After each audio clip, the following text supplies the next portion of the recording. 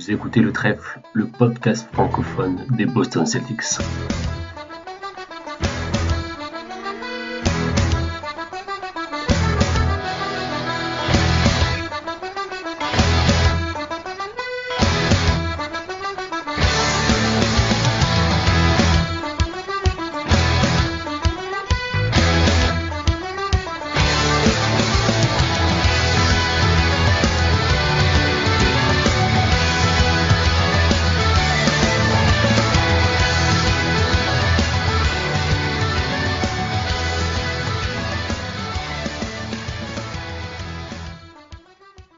Bonjour, bonsoir et bienvenue à tous et à toutes dans ce nouvel épisode du Trèfle, Vincent au micro, ce soir pour faire la preview de la finale de conférence Est 2024 opposant les Boston Celtics aux Indiana Pacers.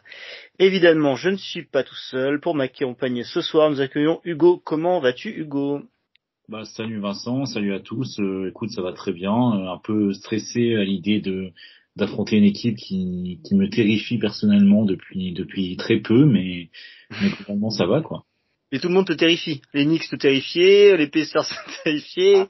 Les Knicks au complet me terrifient. Après les Knicks avec Jalen Brunson avec une seule main et Josh Hart sans abdos, etc. Un peu moins, c'est sûr. Ça marche. Et nous accueillons également Azad. Ça fait un moment qu'on t'a pas vu, Azad. Salut, comment vas-tu ? Ça va, super. Je vois que t'as bien bossé tes intros. En vrai, ça fait plaisir. On est devenu de plus en plus professionnels. On a une chaîne YouTube, on a des intros qui sont préparées. C'est vraiment. On va bientôt mettre des pubs pour NordVPN là. Et tu me juges en direct. Ça me fait très plaisir. Je couperai tout ça, bien évidemment. Mais on a toujours pas de suite. Hein. Ah oui, on n'a pas les hoodies. C'est vrai, on n'a pas fait le merch. Bon les gars, ce soir on se retrouve pour faire cette preview de la finale de conférence, un peu notre place habituelle. Donc on va être opposé aux Indiana Pacers. Donc je vous fais un petit état des lieux de cette équipe. Indiana qui a fini 6e de la conférence Est cette année en 47 victoires, 35 défaites. Au premier tour des playoffs, les Pacers, ils ont sorti les Bucks au premier tour 4 victoires à 2. Et puis donc hier soir, ils ont sorti dans un match 7 à New York les Knicks. Voilà, qu'est-ce que vous pouvez me dire de cet adversaire ? Qu'est-ce que vous en pensez de cet adversaire et de leur parcours ? Hugo, vas-y, je te lance. Ils sont forts. Voilà tout ce que je peux dire. Non, sérieusement, c'est une équipe qui est assez surprenante.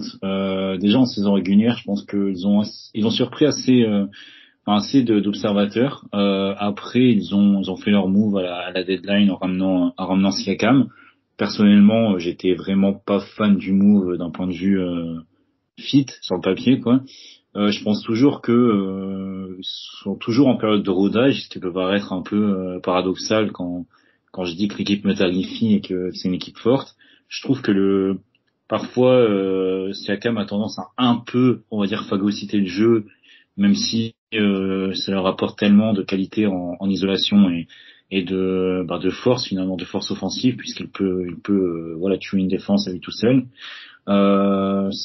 Ça reste une équipe friable qui a quand même des défauts, ça on manquera pas de le souligner. Maintenant en fait, c'est un peu comme depuis le début des playoffs, si Boston arrive à être sérieux, à s'appliquer sur des points clés, je pense notamment à la défense en transition. Je pense qu'on aura, on est censé en tout cas être supérieur à eux, mais ça reste une bonne équipe qui peut clairement nous faire déjouer avec leur système de jeu assez atypique.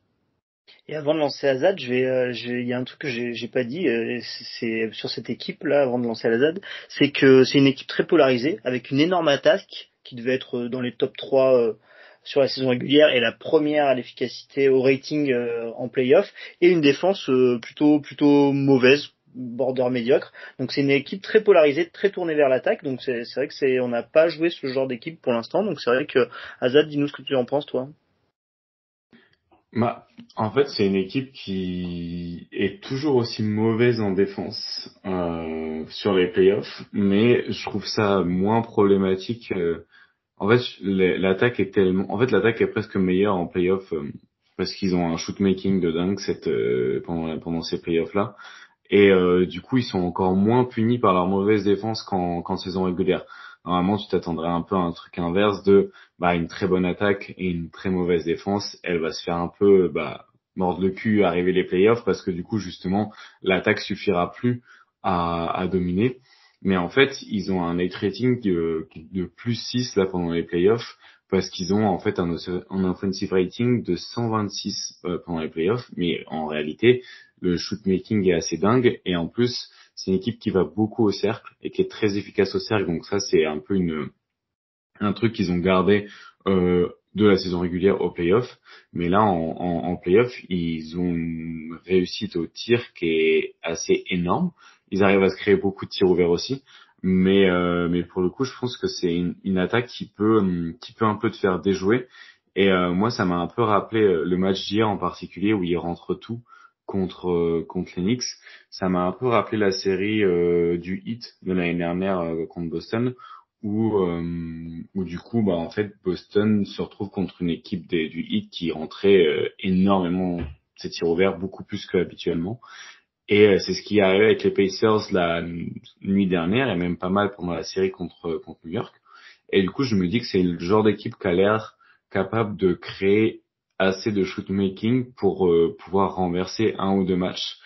Et vu qu'ils ont joué contre des équipes qui étaient blessées, ils ont réussi à gagner ces matchs-là. Donc c'est assez. Enfin, je pense qu'il faut pas prendre leur attaque à la légère et il faut pas penser que juste parce que la défense est mauvaise, ce sera une proie facile pour les Celtics. Si je peux continuer sur ce que dit très justement Azad, et je voudrais, enfin, si je dis justement que les Pacers sont une équipe qui me surprend, c'est quand on regarde notamment leurs stats en saison régulière, parce on va quand même être obligé de parler de leur saison régulière.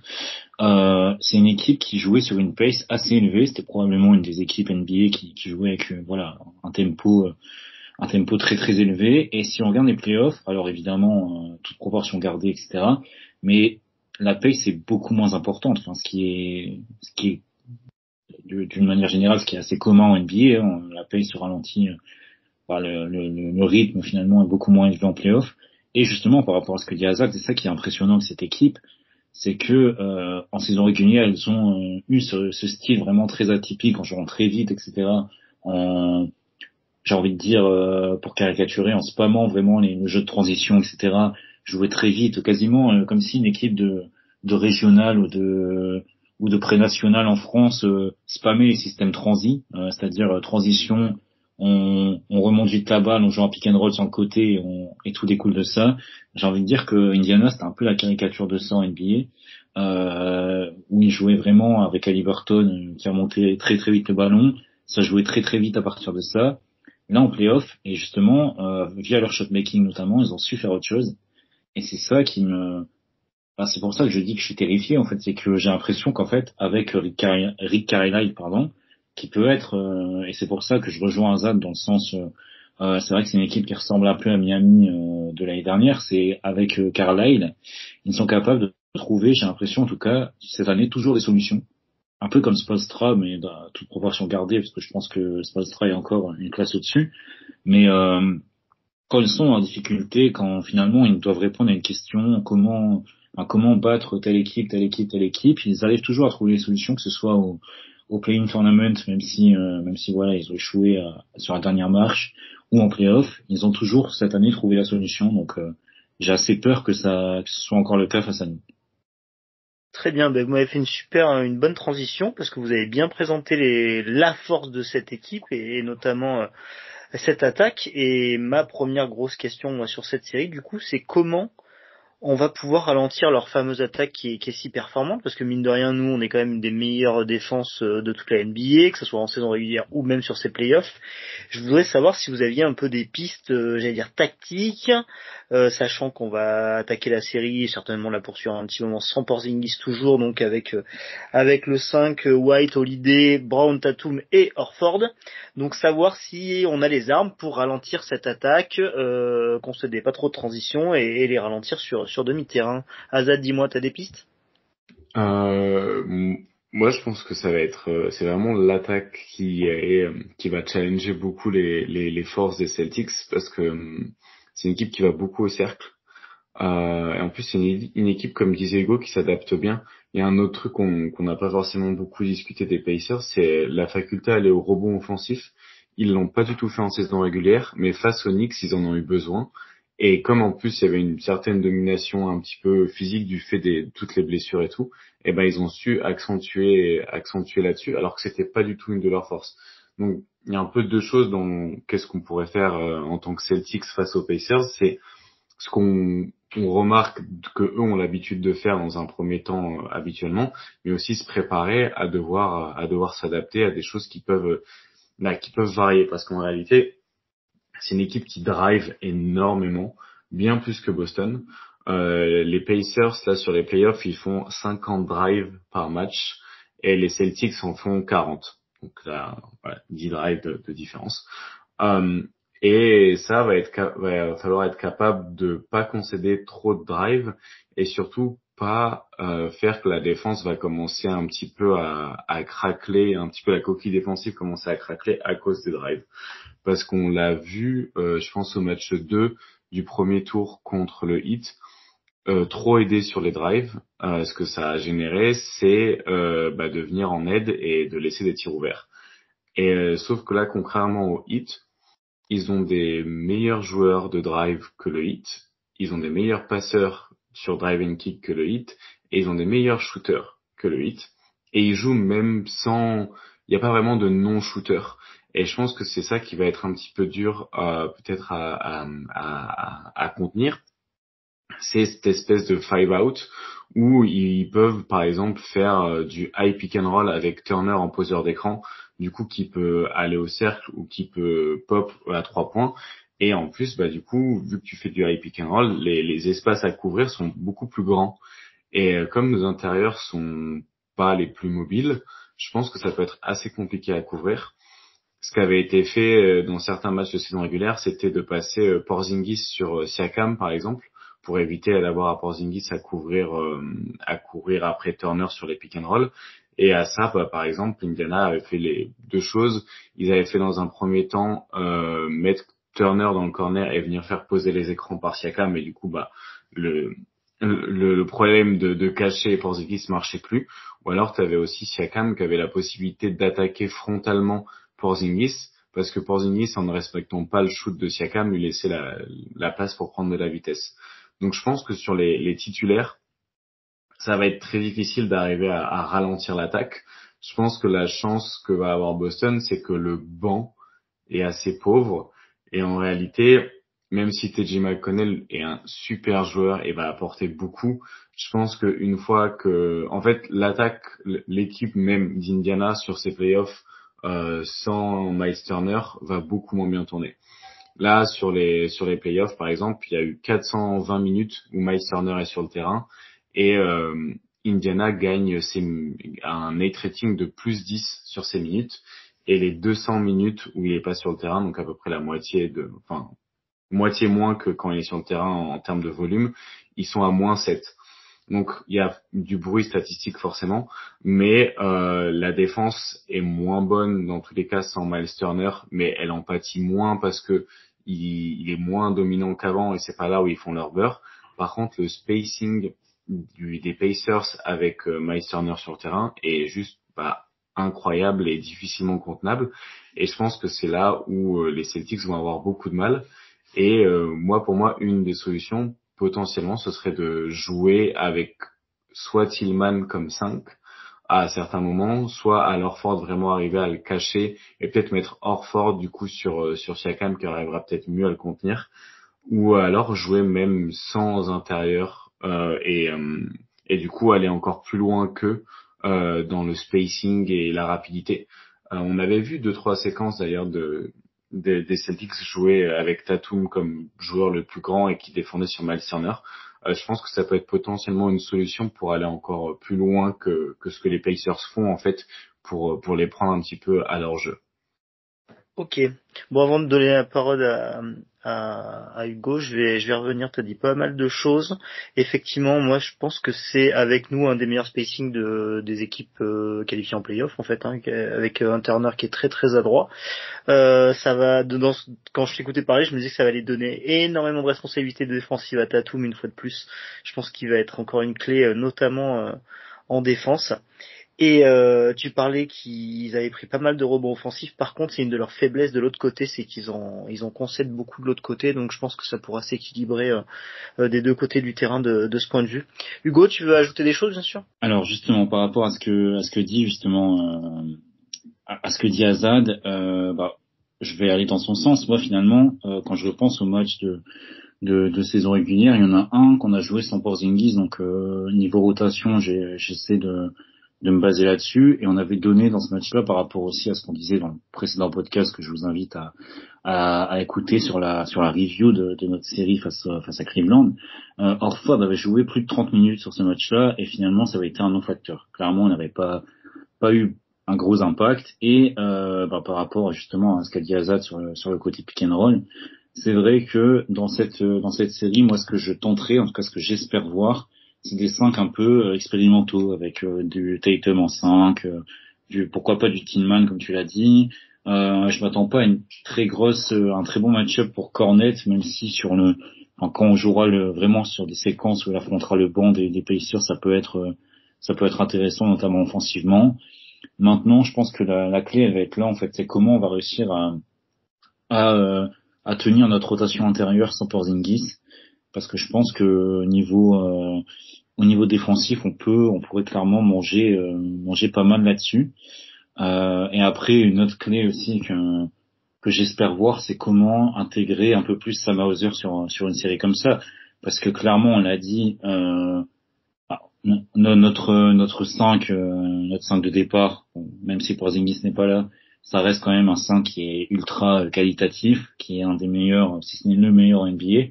Par contre, même si j'avais dit que le Cornet notamment a fait une très bonne série face aux Cavs, Peyton Pritchard, je pense aussi, c'est pas sa meilleure série, mais il avait été plutôt bon face aux Cavs.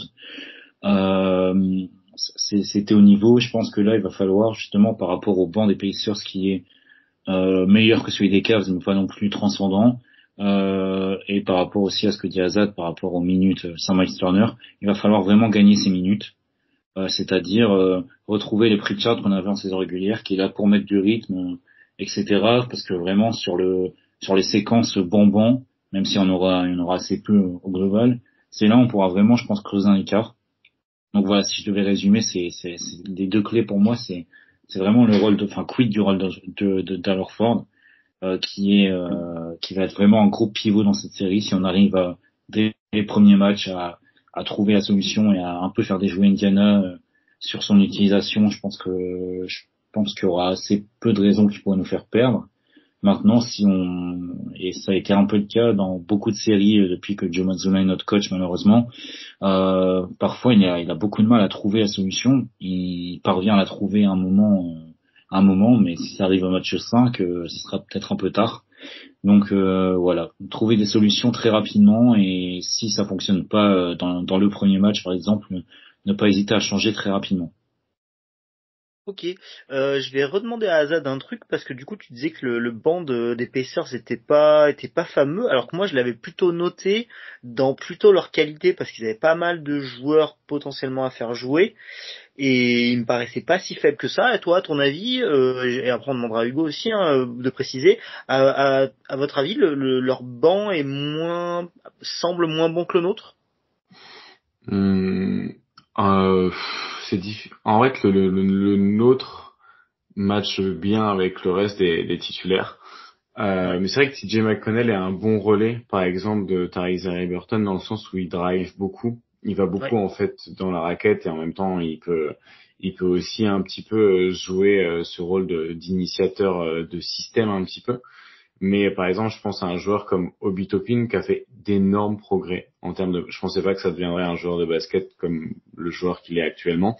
Mais en fait, moi, je pensais surtout, quand je disais qu'il y avait un manque dans le banc, c'est qu'il y a un manque au poste de pivot entre guillemets, et du coup, ça rend quand même leur soit leur attaque, soit leur défense compliquée. Parce qu'en fait, ton équipe, les Pacers fonctionnent par Tyrese Haliburton, c'est sûr, mais aussi par Miles Turner qui est hyper important dans la conception du jeu. Et en fait, tu peux pas espérer la même chose d'Isaiah Jackson parce que il apporte vraiment aucun spacing. et Jalen Smith est trop ciblé. En tout cas, il est pas du tout utilisé en playoff pendant cette saison. Donc à voir, mais en fait pour moi le banc il est plus problématique dans le sens pas où ils ont des mauvais joueurs parce que McConnell, Obi Toppin, Ben Shepherd est un très très bon joueur qui peut très bien défendre sur l'homme et qui peut vraiment, je pense, poser des problèmes par exemple à Jalen Brown sur le quand il va être en porteur de balle à certains moments. Donc il peut être un super relais d'Aaron Naismith par rapport à ça, mais c'est plus le trou béant qu'il y a derrière Miles Turner. Et vu que pour moi, c'est peut-être structurellement le joueur sur lequel la tactique et le socle reposent parce qu'en fait, ça t'apporte un spacing et, et cette vitesse de ouf. Que sans lui, bah du coup c'est beaucoup plus problématique en attaque comme en défense parce que du coup en défense il te permet vraiment d'avoir une protection d'arceau correcte, de pas encaisser trop de fautes et là en attaque il étire ton jeu à mort, il le rend plus rapide et il permet en fait de développer ton jeu qui est ton identité. Et du coup bah en fait sur toutes les minutes où il sera pas là, Boston va probablement mettre des runs assez dingues dans ce qu'est les Pacers. Et du coup, c'est pour moi là où les Pacers vont probablement avoir du mal à gagner la série. C'est que pour moi, il leur faudrait 48 minutes de Miles Turner à son niveau sur tous les matchs, quoi. Et c'est pas possible, ils peuvent pas le doubler. Donc voilà pour moi là peut-être où est-ce que ça va se compliquer au niveau de la profondeur d'effectif chez les Pacers. Ok, ce que je comprends, c'est vraiment ce côté, on n'a vraiment pas l'équivalent de notre pivot qui structure beaucoup de choses. Ça m'intéresse, je trouve ça intéressant Ouais. comme concept. Mm-hmm. Ok, bon, là on a bien saucé les Pacers quand même. Hein. Là, si on nous Ouais. écoute, y a pas match. Hein. Donc on a quand même parlé de leur attaque.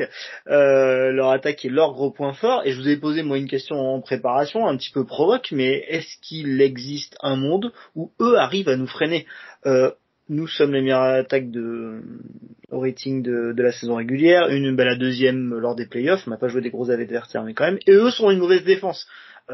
Autant nous, j'estime qu'on a des armes pour les freiner parce qu'on a de super défenseurs, notamment sur la ligne arrière avec puis Tatum et puis bon Horford dans ses bons jours.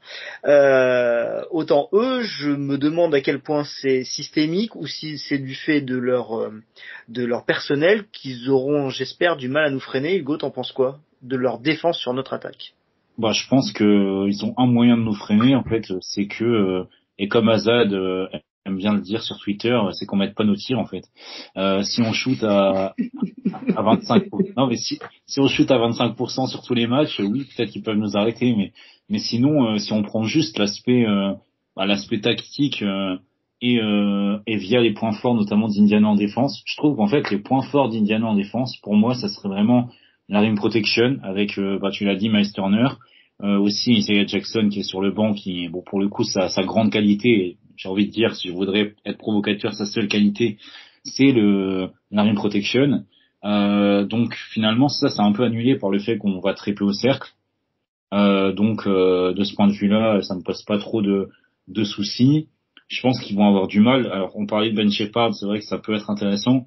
Maintenant, je pense qu'ils vont avoir du mal quand même à contenir Jaylen Brown, parce que je vois pas, même si gros big up à sa progression, tout ça, je vois pas Aaron Nesmith avoir un impact significatif sur Tatum et Brown dans la série. Je me souviens qu'en saison régulière, notamment, il avait pas mal été envoyé sur Tatum. À chaque fois, c'était très mal terminé pour les Pacers.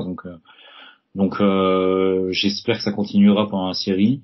Et au global, voilà, la défense, Haliburton, il fait ce qu'il peut avec le matériel qu'il a. C'est pas non plus le défenseur du siècle, même s'il a la taille pour gêner.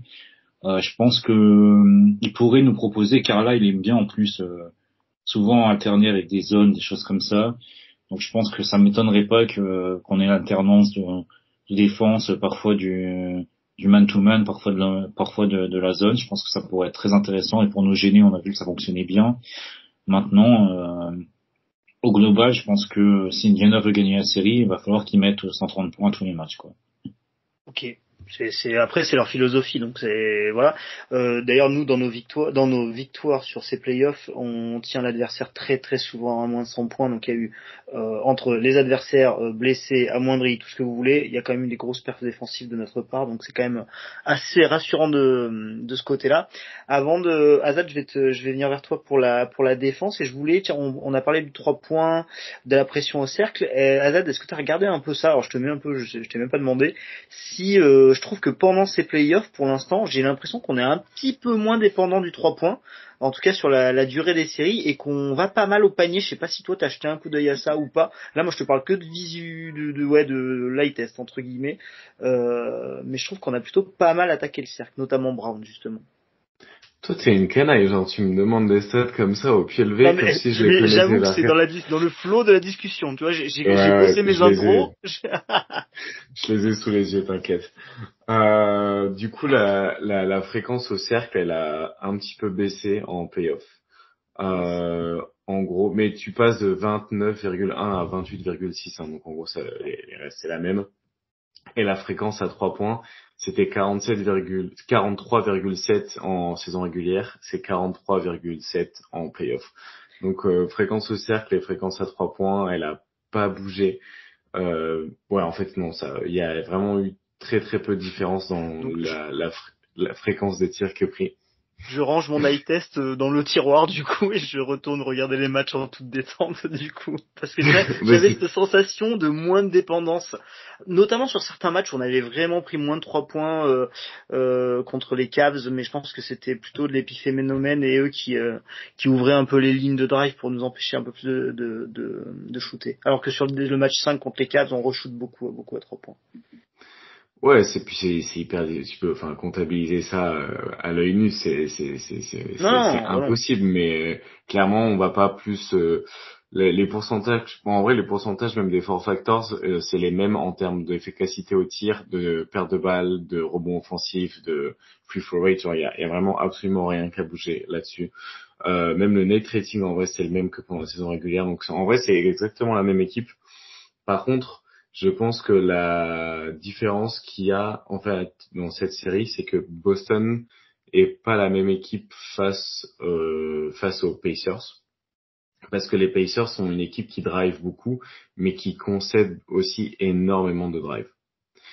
Et en fait, c'est là où Boston pourrait avoir un shift un petit peu dans son approche. Mazzulla dit souvent qu'il prend ce que la défense lui offre. Là, la défense va laisser probablement beaucoup de drive. Et en plus, la défense des Pacers va pas pouvoir faire ce que les Cavs ont fait et ce que le Heat ont fait avec Bam Adebayo et Evan Mobley. En fait, tu t'as plus ce joueur-là qui peut un petit peu annuler Tatum, et que en gros ce qu'avaient fait les Celtics un peu dans les précédentes séries, c'est dire bah Tatum est défendu par Bam Adebayo, nous on met Tatum un petit peu en périphérie et du coup on annule la rim protection de Bam Adebayo et même sa présence. Là, t'as pas de joueur qui soit capable vraiment de contenir Tatum, et je pense qu'il va réaliser une très grosse série. Et je pense qu'en fait, là où les deux premières séries, il a été plus en gros un petit peu celui qui a permis d'avoir du spacing et du coup des quatre autres joueurs sur le terrain de vraiment s'amuser un petit peu à jouer du 4 contre 4 avec un bon spacing sans avoir la menace de Bam Adebayo et d'Evan Mobley. Là, je pense que ça va être plutôt l'inverse. En tout cas, moi, je pense que ce serait une approche qui serait entendable. Ce serait vraiment là de mettre Tatum dans les meilleures conditions parce que il drive plus. Ça sera le sujet de la vidéo de demain qui va sortir aussi sur la chaîne YouTube. Mais il drive plus face à Indiana que face à les autres équipes, et il va prendre plus de pull-up aussi. Et il est très efficace face à Indiana parce qu'en fait, ils n'ont pas forcément la possibilité de venir le gêner. Et c'est là où, à l'inverse de les séries précédentes, les autres Celtics ont profité du spacing que leur offrait Tatum. Là, je pense que contre les Pacers, c'est Tatum qui va profiter du spacing que lui offrent les Celtics. Et je pense que ça, comme le disait Hugo, une série qui peut être très intéressante pour Sam Hauser aussi, pour vraiment avoir un spacing optimisé, et en fait que ce soit impossible pour les Pacers de pas venir à deux sur Tatum, et du coup à laisser du 4 contre 3 derrière. Donc voilà un petit peu sur comment le jeu pourrait peut-être évoluer du côté des Celtics, alors qu'il n'a pas encore, ça n'a pas encore vraiment été le cas depuis le début des playoffs. Super. Et ça me fait penser, en plus, on parlait de la rim protection d'Evan Turner. C'est Evan Turner? Non. Non, c'est Miles. Ah non, ça va pas Miles être Evan Turner. Turner. Oh, c'est pas le même. C'est pas le même. Oh, il est même pas tard. Si c'était Evan Turner, je serais plus rassuré, tu vois, sur l'issue de la série. Donc l'ami Miles, on parlait de son importance et je pense que lui, donc il protège très bien le panier certes, mais il va pas pouvoir faire n'importe quoi.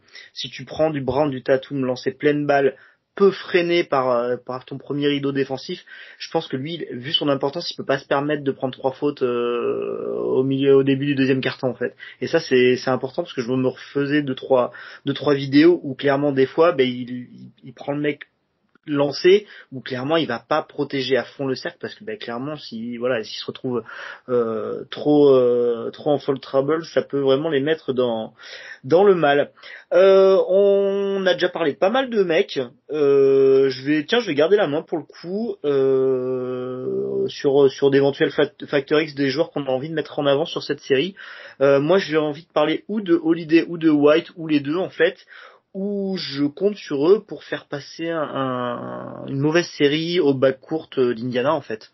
Parce que j'estime que Nembhard, Haliburton, aussi talentueux soit-il, doivent souffrir terriblement sur la défense d'Holiday et White. C'est des mecs bien plus accomplis, bien plus finis, avec beaucoup plus d'expérience. Même si l'expérience fait pas tout, mais ne serait-ce que physiquement les impacter et leur faire passer vraiment une mauvaise série, je trouve que c'est super important. Mine de rien, cette équipe d'Indiana, elle est jeune, je la trouve pas forcément hyper physique, notamment sur le backcourt. Derrière Siakam, Turner, c'est quand même beaucoup plus costaud. Mais je compte sur nos deux arrières pour leur faire passer une mauvaise série et qu'ils soient dans le dur. Et mine de rien, une équipe d'Indiana avec un Haliburton pas rayonnant, c'est pas la même équipe quand même, donc ça arrive d'être un facteur important. Hugo, toi t'avais des mecs à citer dont on n'a pas prononcé le nom? Alors, j'ai déjà prononcé le nom, mais très brièvement, donc je vais y aller un peu plus largement et ça va faire plaisir à Azad. Je vais parler de Peyton Pritchard parce que je pense que non, mais parce que je pense que justement sur une série comme ça, et je parlais tout à l'heure de l'importance du banc, il a prouvé quand même cette année, même si certains sont pas d'accord, qu'il était un très bon leader de banc, notamment pour insuffler quelque chose, aussi, insuffler un rythme, créer aussi un petit peu pour les autres, même si ça reste vraiment à la marge. Sur une série comme ça, et de part aussi ce que disait Azad sur le spacing, je pense que Pritchard il sera intéressant à plusieurs égards, notamment d'abord via son shooting, parce que là il aura clairement de l'espace et des minutes pour nous sortir quelques petites performances, notamment via son tir extérieur. Et moi surtout là où je l'attends, c'est comme j'ai dit tout à l'heure, c'est être capable d'insuffler du rythme, de directement prendre un rebond, accélérer, etc. Profiter du fait que ce soit pas une défense de premier ordre, etc. avec pas non plus la meilleure organisation de l'histoire par moment, notamment sur transition, pour essayer d'appuyer là où ça fait mal, si je peux employer des expressions un peu caricaturales du jargon français, mais voilà donc essayer de profiter de cette défense qui est très friable, on va pas se mentir, pour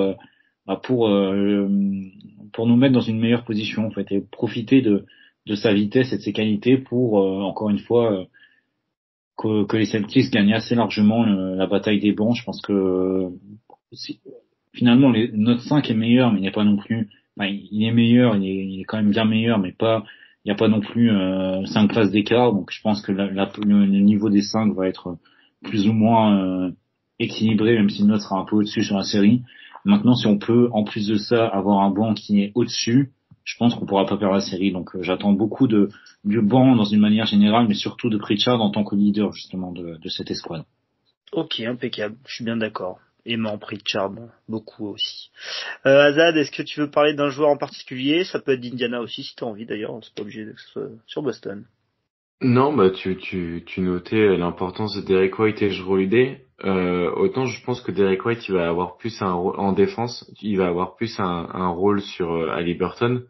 Autant je pense que Jrue Holiday va peut-être aussi pouvoir te permettre de jouer petit et de jouer un peu le jeu des Pacers. Il y avait eu des séquences où justement lui était défendu par Turner ou lui défendait Turner à certains moments et ou alors dans cette zone un petit peu que Boston avait mis en place à un certain moment de l'année où c'était une sorte de zone en 2-1-2 avec Jrue Holiday au milieu de la zone et je me dis que peut-être, surtout avec la blessure de Porzingis en début de série, peut-être que ça va être inventif et qu'on va avoir des schémas en fait où la défense va être construite un petit peu autour de la polyvalence de Jrue Holiday et la longueur du reste des joueurs. Donc ça, je pense que c'est quelque chose qui peut être assez intéressant à suivre de manière tactique en fait. Ouais. Comment vont être utilisées un peu ces pièces-là. En fait, c'est une série qui risque d'être un peu je sais pas le mot en français, unorthodoxe. Comment on dit en français? Pas Ouais. orthodoxe? Pas Oui. orthodoxe, Il y ouais. a pas, ouais, c'est juste, oui, il y a pas de mot pour le dire, excusez-moi. Du coup, c'est une série qui risque de juste pas être ça va pas être une série classique. Et je pense que ça va être très intéressant à analyser. Analyser aussi en essayant de se rappeler que c'est sûrement l'équipe qui arrivera à avoir le plus de tirs à 3 points ouverts et à les mettre qui risque de gagner. Mais les deux le font de manière très différente, avec des rythmes et des façons d'attaquer très différentes. Donc ça va être franchement très chouette à suivre. Mais ouais, au niveau d'un joueur, je pense que la série de Jrue Holiday, j'ai beaucoup aimé sa série contre les Cavs en plus. Et je Oui. pense que là-dessus, dans son utilisation, ça va être très intéressant à suivre. Et s'il performe là-dedans, ça peut être le joueur un petit peu qui fait vraiment basculer la série plus ou moins vite. Ok, merci, merci Monsieur l'Américain. D'ailleurs, on en parlait, on en parlait avec Hugo notamment pendant la review, c'est qu'on avait été un peu frustré du manque d'originalité, de tentatives tactiques sur les deux premières séries où en fait on a strictement, enfin pas strictement rien vu, mais on n'a vraiment pas vu grand-chose parce qu'il n'y a pas eu besoin. Alors là, ce que tu appelles de tes vœux, Azad, on espère en voir, mais alors je suis pas très enthousiaste et à mon avis, on verra pas grand chose tant que ça continue à gagner sur ces schémas très classiques. Je pense que Joe fera pas grand chose. Hugo, tu voulais reprendre la parole? Ah, je voulais juste ajouter, parce que tu parlais de Factor X et pourquoi pas évoquer côté Pacers, donc j'y ai pensé pendant qu'Azad nous ouvrait le dictionnaire Word Reference en direct. Non mais en gros, moi un des Factor X que j'identifie assez comment dire logiquement par rapport à ce qu'on a vu depuis le début des playoffs. On a vu que notre défense sur pick and roll était pas non plus incroyable face aux gardes, et notamment aux gardes qui étaient capables de pull-up derrière les écrans. On a vu avec Donovan Mitchell qui nous a clairement roulé dessus quand il a pu jouer. Et voilà, au global, on défend assez mal les gardes qui sont capables de pull-up. Et donc, pour moi, un des gros facteurs X, en tout cas, de Indiana, c'est justement Tyrese Haliburton, sa capacité à pull-up sur ses pick and roll, de pull-up notamment à 3 points. Si on regarde un peu ses stats depuis le début des playoffs, il est à 40% quasiment de fréquence sur le pull-up à 3 points, ce qui est quand même assez énorme. Et sa réussite n'est pas forcément optimale, il est à 33,8%, bon, ce qui est correct, mais vu qu'il en prend quasiment 6 par match, on va dire c'est pas terrible. Ce qu'on pourrait mettre sur les bulletins, c'est peu mieux faire, c'est quelque chose comme ça. Donc au global, voilà, c'est un des points que je voulais identifier parce que pour moi, ça peut être un gros pivot. Si on prend, alors en saison régulière, c'est à peu près la même fréquence et c'est 34,5% de réussite, donc c'est pas non plus exceptionnel. Mais si Tyrese Haliburton, pardon, arrive à avoir une réussite un peu meilleure là-dessus, va falloir faire attention parce que ça pourrait être dangereux quand on voit notre défense sur ce point précis. Ok. Ok. Après, c'est vrai que le pull-up débloque tellement de choses. On pourrait refaire la même sur Tatum, hein, s'il commence à rentrer ses pull-up. C'est encore une équipe différente. Allez, moi c'est la première preview que je fais, donc apparemment faut faire des pronostics. Donc messieurs, qui veut se lancer le premier, qui veut prendre la main sur le pronostic de la série, dites-moi. Je déteste. Ouais, je suis vraiment nul à ça. Mais je vais dire 4-2 Boston. Pareil. Il y a du rythme dans ce J'aurais dit, podcast. Eh ben 4-2. j'aurais dit la même chose. Ouais. Ah, pardon. Non, mais ouais, vas-y, Hugo. Non, bah, de base, j'aurais dit la même chose, mais je sais pas, j'ai envie de croire que, enfin, d'un sens, j'ai envie de croire qu'on va être sérieux et dire 4-1, mais je connais ces Celtics, je sais de quoi ils sont capables de passer à côté à de nombreuses reprises, donc je vais dire 4-3, le truc un peu, vraiment une victoire un peu sale. Ouais, je suis presque plus vers le 4-3 que vers le 4-1 aussi, en vrai. Ouais, Je reste sur le 4-2 ouais. du coup. Parce qu'en plus on est invaincu à l'extérieur quand même sur ces playoffs. Autant l'âge des matchs à domicile, Et eux, autant. ils sont invaincus à domicile. Ah, mince. Bah du coup ça peut pas se jouer. Hein. Il y aura un Bah match voilà. nul. On annule. Merci, bonne soirée. Donc faut on peut vraiment pas pas perdre, faut vraiment pas qu'on s'amuse à perdre un des deux premiers matchs comme on est capable de le faire, quoi. Donc, franchement, je pense que si on sort à 2-0, je serais prêt à parier 4-1, tu vois, si vraiment on arrive à sortir à 2-0. Nous Jamais. on avait demandé ça avec Robin, c'est vrai que ça fait tellement longtemps qu'on n'a pas mené 2-0, mais alors là j'y crois plus. Hein. Pour être honnête, le deuxième match il fait mal à chaque fois. Assez terrible.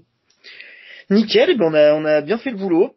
Je vais faire un peu de promo, parce qu'il y a des gens, des stars, des vedettes sur Twitter qui mettent le programme de demain, qui annoncent à leur communauté le programme de demain. Et moi, vu que je suis des vedettes sur Twitter, donc effectivement demain on sort cette preview. Azad, tu vas ou as écrit un article chez QuiBasket une preview écrite. C'est bien ça. Ouais, on le fait. C'est pas fait. C'est en cours. Et en plus, j'ai l'aide de Jérémy de QuiBasket qui l'écrit avec moi parce que du coup, là, j'étais dans le train en fait avant d'arriver. Et du coup, j'ai récupéré surtout de la vidéo pour pouvoir la monter dans le train. Donc dans le train, j'ai monté la vidéo où j'ai pas encore l'audio dessus. Donc là, il y a ce soir, on enregistre le podcast. Donc là, il y a Jérémy qui est en train d'écrire une partie de la preview qui sortira demain sur QBasket que moi je vais écrire du coup dans la journée de demain. Et demain dans la journée, il y aura aussi du coup ce podcast qui va sortir et probablement une vidéo aussi sur l'attaque de Tatum contre les Pacers. Donc normalement demain il y aura à boire, à manger et à fumer parce que du coup il y aura de l'écrit. Je me demandais où tu allais. Ouais, moi aussi je sais pas où j'allais là. De l'écrit, de la vidéo et de l'audio. Donc il y en aura pour tous les goûts. Et du coup, au niveau du trèfle des podcasts, après, on va attendre sagement la fin de cette série, et puis on fera, quoi qu'il arrive, une review de cette série, en espérant derrière une preview d'éventuelles finales NBA. Voilà, je vous remercie tous les deux, merci Hugo, merci Azad de m'avoir accompagné pour cette preview. Une bonne série, de bons matchs, merci à vous, ciao. About a 2-second difference between the shot clock and game clock.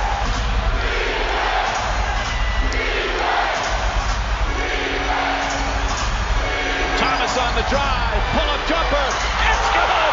Isaiah Thomas gives the Celtics a lead with 2.4 remaining. 13 fourth quarter points, and Atlanta calls their final timeout. So many big shots from both teams just down the stretch. Bisous. Pourquoi bisous? Non, faudra couper ça, y a pas de bisous.